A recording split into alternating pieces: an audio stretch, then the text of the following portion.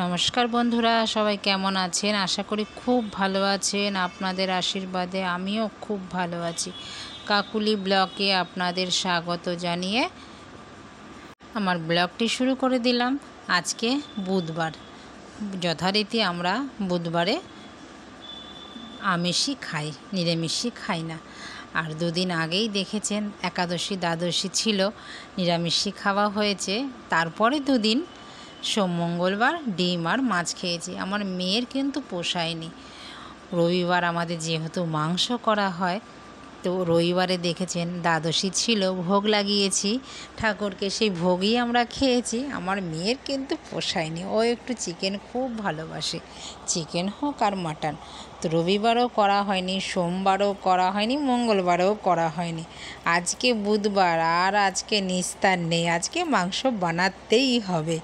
তো চলুন, আজকে শুধু মাংস আর ডাল, আর রান্না কিছু করব না। আজকে এক পদ দিয়ে মাংস হলে আমার মেয়ের আর কিচ্ছু লাগে না।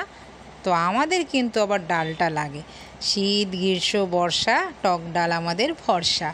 তো ডাল আমি বানিয়ে নিলাম প্রতিদিনের মতন। আজকে ডালটা বানিয়েছি জলপই দিয়ে, টক ডাল। তো টক ডালই তো আমাদের ভালো লাগে, আর মাংস খেলেও কিন্তু টক ডাল বেশ ভালোই লাগে শেষ পাতে। তো আজকে মাংসটা যে রান্না করব বন্ধুরা, একদম রেডি মশলা দিয়ে, খুবই তাড়াতাড়ি হবে আর খেতেও কিন্তু বেশ টেস্ট হবে। আদা রসুন লঙ্কা সবই তো আমার বাটা থাকে। তো এখন বানিয়ে নিচ্ছি। মাংস ধুয়ে নুন হলুদ মেখে ঘন্টা খানিকের জন্য রেখে দিয়েছিলাম। তেলটা গরম হওয়ার পরে আমি দিয়ে দিলাম তেজপাতা কড়াইতে। দেওয়ার পর মাংসগুলো দিয়ে দিলাম। মাংসগুলো ভালো করে বেশ 2-4 মিনিট ভালো করে নেড়ে ঢেকে দিলাম।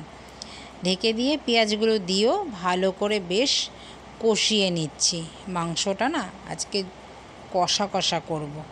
আর বানাবো রেডি মশলা বলতে কি মশলা জানেন? চলুন বলেই দিই, মাটন মশলা দিয়ে।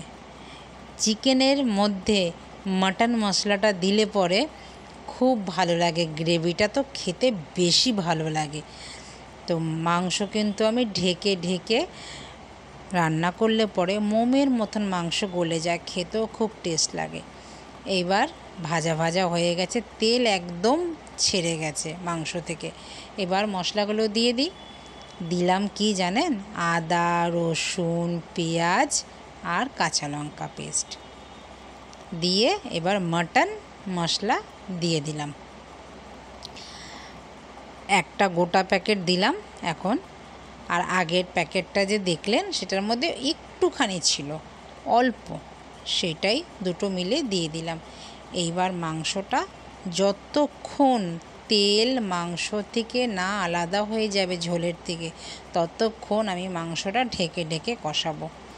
আজকে রান্না করে খেয়ে দিয়ে মেয়েকে নিয়ে আবার বেরোবো বিকেলবেলা।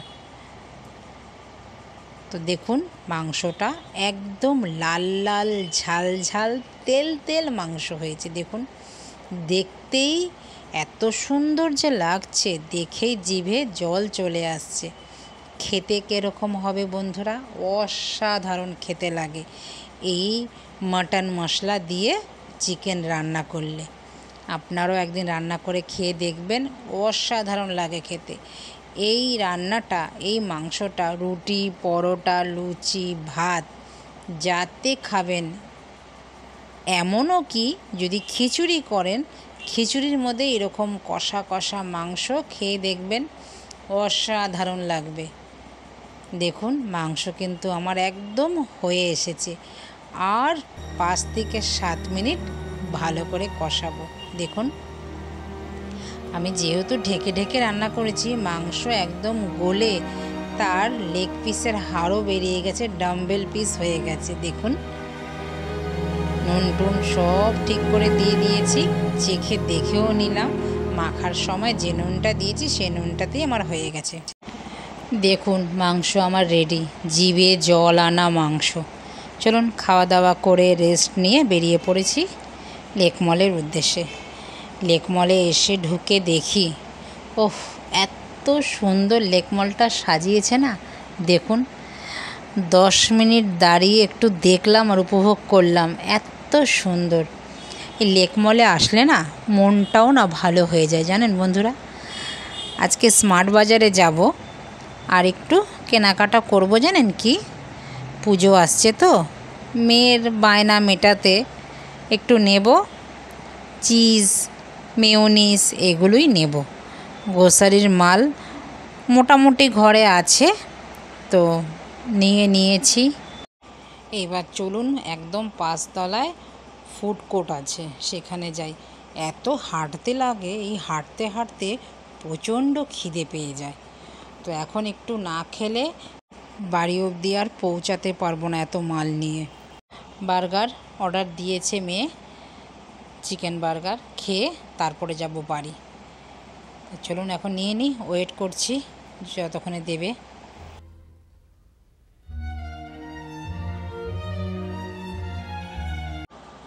চলুন, সব নেওয়াও হয়ে গেছে, খাওয়াও হয়ে গেছে, পেটও ঠান্ডা হয়ে গেছে। এবার দেখুন কি যে ভালো লাগছে না, মনে হচ্ছে না আরটু দাঁড়িয়ে যাই।